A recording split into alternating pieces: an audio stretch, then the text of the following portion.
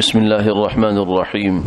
نحمده ونصلي ونسلم على رسوله الكريم أما بعد عن عمر بن الخطاب رضي الله تعالى عنه قال وهو على المنبر أيها الناس تواضعوا فإني سمعت رسول الله صلى الله عليه وسلم يقول من تواضع لله رفعه الله وهو في عينه صغير وفي أعين الناس كبير ومن تكبر وضعه الله فهو في نفسه عظيم وفي أعين الناس حقير حتى لهو أهون عليهم من كلب أو خنزير او کما قال علیہ الصلاۃ والسلام۔ سیدنا عمر بن خطاب رضی اللہ تعالی عنہ سے مروی ہے، انہوں نے منبر پر یہ فرمایا خطبے کے دوران، اے لوگو تواضع اختیار کرو۔ میں نے رسول اللہ صلی اللہ علیہ وسلم کو یہ ارشاد فرماتے ہوئے سنا تھا کہ جو بندہ اللہ کے لیے تواضع اختیار کرتا ہے اللہ تعالیٰ اس کو بلند کرتے ہیں، اللہ اس کو عزت دیتے ہیں، حتیٰ کہ وہ اپنی نظر میں چھوٹا ہوتا ہے لیکن لوگوں کی نظر میں بڑا ہوتا ہے،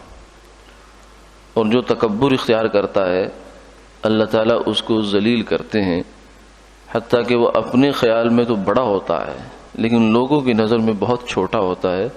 حتیٰ کہ وہ لوگوں کے نزدیک کتے اور خنزیر سے بھی کمتر ہو جاتا۔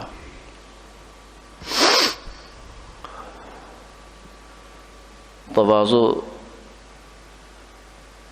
وہ صفت ہے جو اللہ کو بندے میں بہت زیادہ پسند ہے،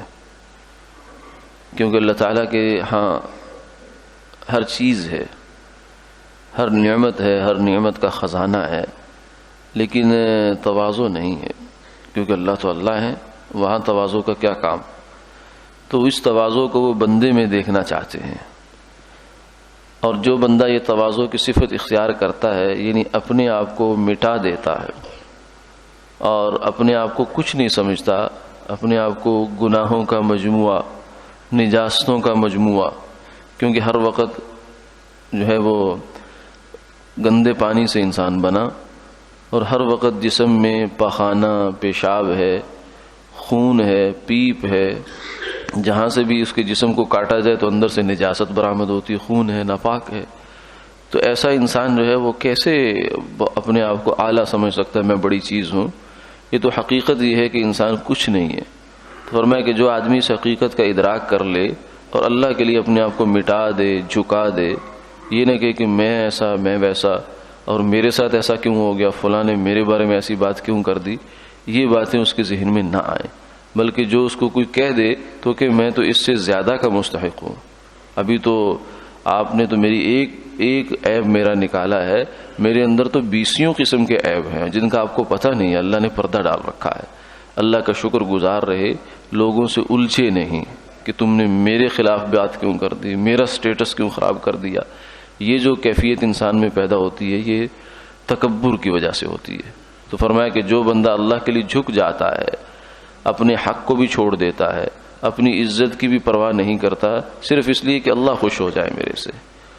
اللہ کے لیے، پیسے کے لیے نہیں۔ پیسے کے لیے تو ملازم بھی مالک کے سامنے جھکتا ہے، گالیاں بھی کھاتا ہے، اس کی ڈانٹ بھی برداشت کرتا ہے، لیکن وہ تواضع نہیں ہوتی، وہ چاپلوسی ہوتی ہے، وہ ڈرامہ بازی ہوتی ہے۔ تواضع یہ ہے کہ انسان دل سے اللہ کے سامنے اللہ کے لیے جھک جائے۔ تو اس شخص کو فرمایا کہ رفعہ اللہ، اللہ اس کو بلند کرتے ہیں۔ اور جو بندہ بڑا بننے کی کوشش کرتا ہے کہ نہیں میں بڑی چیز ہوں، تو اللہ تعالیٰ اس کو ذلیل کرتے ہیں، اس کو نیچے کر دیتے ہیں، حتیٰ کہ یہ لوگوں کی اپنے خیال میں تو بڑا بن رہا ہے کہ میں یہ، میرے پاس ایسی گاڑی، میرے پاس ایسا بنگلہ، میرے پاس ایسا بینک بیلنس، میرے پاس اتنا علم،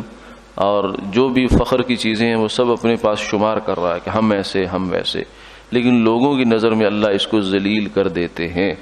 حتیٰ کہ اتنا نیچے لے جاتے ہیں کہ کتے اور خنزیر کی پھر بھی عزت ہے، لیکن اس شخص کی لوگوں کے دل میں عزت اتنی بھی باقی نہیں رہتی، کیونکہ عزتوں کے مالک اللہ،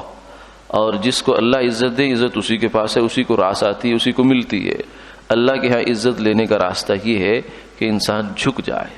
ہر جھگڑے میں، ہر جگہ میں جو ہے نا اپنے آپ کو نمایاں کرنا، بلند کرنے کی ضرورت نہیں ہے، بلکہ اللہ کے لیے اپنے آپ کو مٹا دے، گمنام کر دے، تو اللہ تعالیٰ اس شخص کو پھر شہرت بھی عطا فرمائیں گے، عزت بھی عطا فرمائیں گے، لوگوں کے دلوں میں محبت بھی عطا فرمائیں گے، اور وہی اصل عزت ہوگی، وہی اصل محبت ہوگی۔ جن عزتوں کو ہم بنانے کی کوشش کرتے ہیں وہ عزتیں نہیں ہوتی، وہ دھوکے ہوتے ہیں۔ اللہ تعالیٰ فہم عطا فرمائے، آمین آمین۔